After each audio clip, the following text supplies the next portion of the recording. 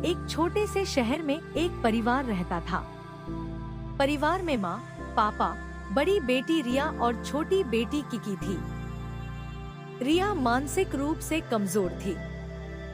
वह उम्र में बड़ी थी, लेकिन उसका मन छोटे बच्चे जैसा था। वह धीरे धीरे बोलती, जल्दी थक जाती और ज्यादा चल भी नहीं पाती थी। इसलिए वह ज्यादातर घर में ही रहती थी।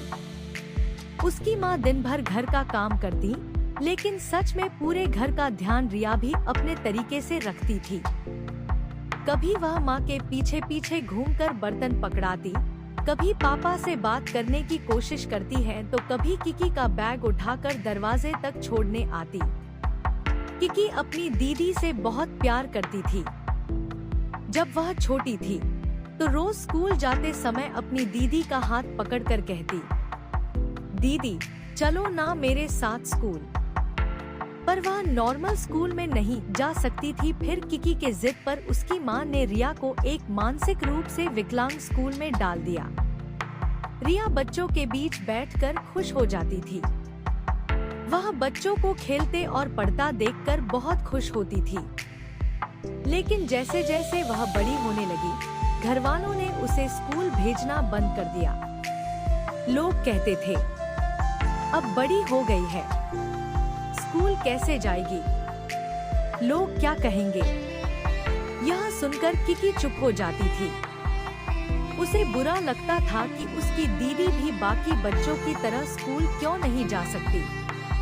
एक दिन किंकी ने माँ से कहा, माँ, दीदी भी स्कूल जाना चाहती है, मैं उसका ध्यान रखूंगी।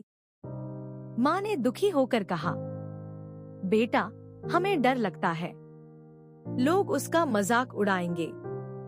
उस दिन किकी बहुत उदास हुई। वह अपनी दीदी को कमरे में खिड़की के पास बैठे देख रही थी। रिया बाहर खेलते बच्चों को देखकर मुस्कुरा रही थी। धीरे से रिया बोली, किकी, मैं भी बाहर घूमने जाऊं? किंकी की आंखें भर आईं, क्योंकि जब भी परिवार कहीं घूमने जाता, रिया जल्दी थक जाती थी, ज्यादा चल नहीं पाती थी, इसलिए कई बार उसे घर पर ही छोड़ना पड़ता था। रिया मम्मी से पूछती, मम्मी, हम सब साथ में घूमने क्यों नहीं जाते? उसकी यह बात सुनकर घर में सन्नाटा छा जाता। एक दिन किकी ने ठान लिया कि वह अपनी दीदी का सपना पूरा करेगी। उसने घर के आंगन में एक छोटी सी कुर्सी वाली गाड़ी बनाई। पापा ने भी उसकी मदद की। अब रिया आराम से बैठ सकती थी। अगले रविवार पूरा परिवार पहली बार साथ में शहर के बाहर एक बड़े पार्क में घूमने गया। रिया बहुत खुश थी। वह हवा में हाथ फैलाकर हंस रही थी, बार बार बोल रही थी, आज हम सब साथ हैं। किकी अपनी दीदी की खुशी देखकर मुस्कुरा रही थी।